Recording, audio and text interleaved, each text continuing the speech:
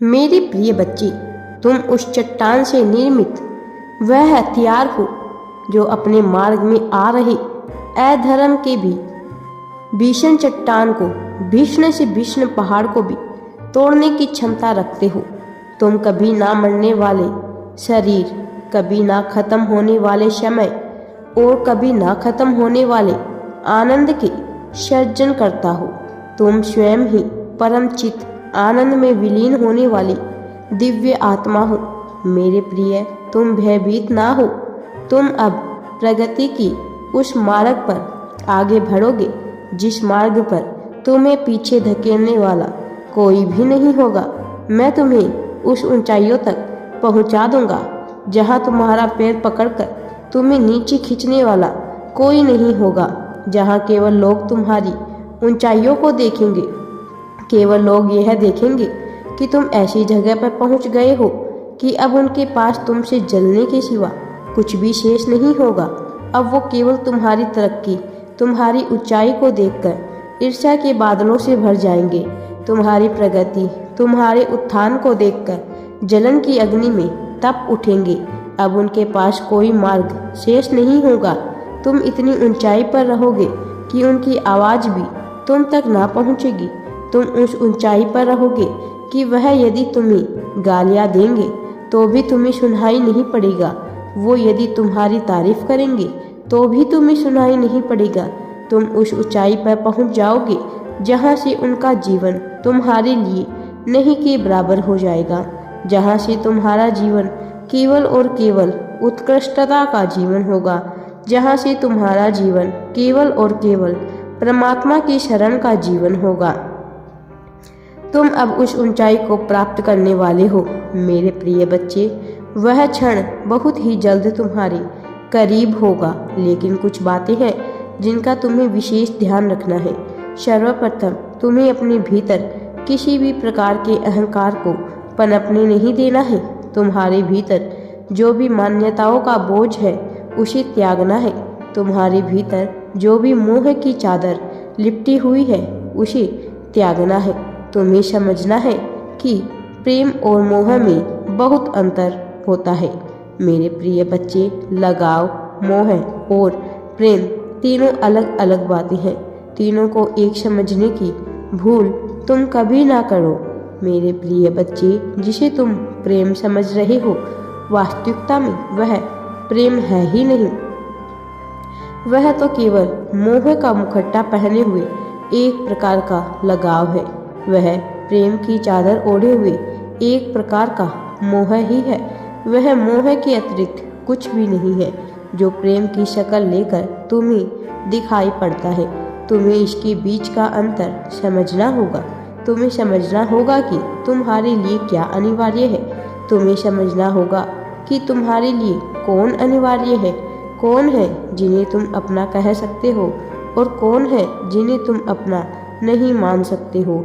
कुछ लोग ऐसे होते हैं जो मित्रता का मुखौटा पहने हुए होते हैं, जो तुम्हारे सामने मीठी मीठी बातें बोलते हैं, लेकिन तुम्हारे पीठ पीछे लोगों से तुम्हारी ही बुराइयां करते हैं।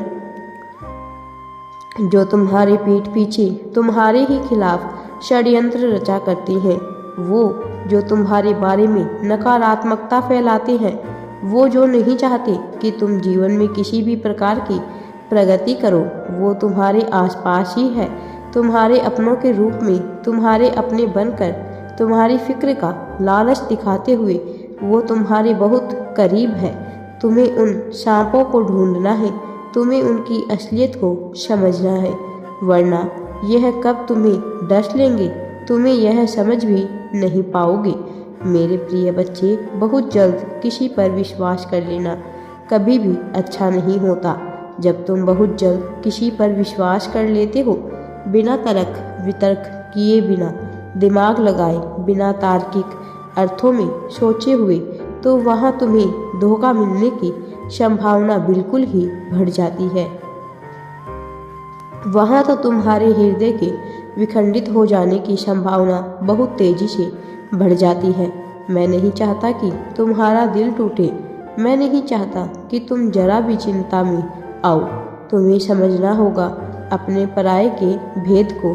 कौन तुम्हारे लिए महत्वपूर्ण है, क्या तुम्हारे लिए अनिवार्य है, किनसे मिलना जुलना तुम्हारे लिए सही है, यह तुम्हें समझना होगा। मेरे प्रिय बच्चे, अपने उन महत्वपूर्ण लोगों की एक सूची बनाओ।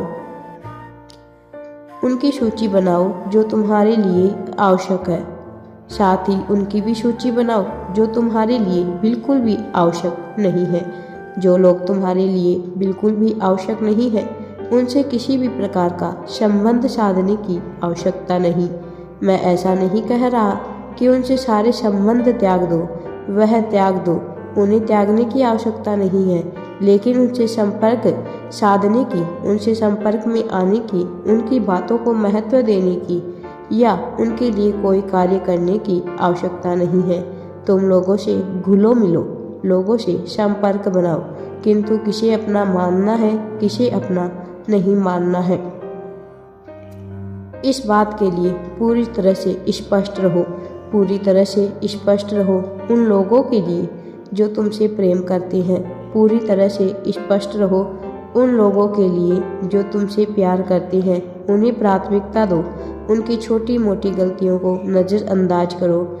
आज की परिस्थिति में तुम इसके ठीक विपरीत करते हो। जिनसे तुम्हें प्रेम है या जो तुम्हें प्यार करते हैं, तुम इन पर आधिपत्य जमा लेते हो और उन्हें जो चाहे, जैसे चाहे, जिस भाषा में चाहे बोल देते हो। तुम उनके भावनाओं की कदर नहीं करते मेरे प्रिय बच्चे, और क्रिया प्रतिक्रिया के नियम के अनुसार वह भी तुम्हारी भावनाओं की कदर नहीं कर पाते।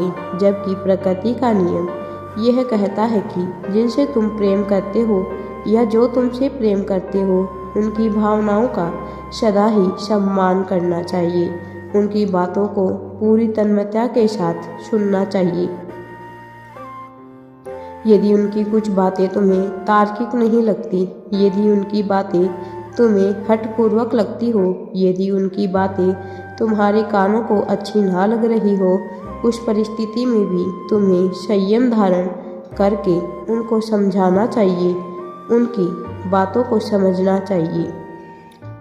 हर बार इस अहंकार में नहीं होना चाहिए कि तुम ही सत्य कह रही हो या तुम्हारी ही बात तार्किक है।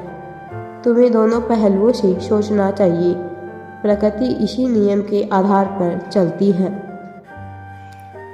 लेकिन आज की परिस्थिति में वह लोग जिनसे तुम्हारा विशेष संबंध नहीं है, तुम उन्हें झूठा सम्मान प्रदान करते हो। तुम उनकी बातों को तो सुनते हो, उनकी बातों को महत्व भी देते हो और उनके लिए कार्य करने को भी तैयार हो जाते हो।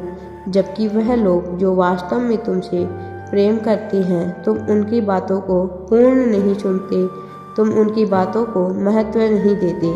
यह अलग बात है कि उन पर कोई मुसीबत आ जाए तो तुम सर्वप्रथम उनका सहारा बनोगे।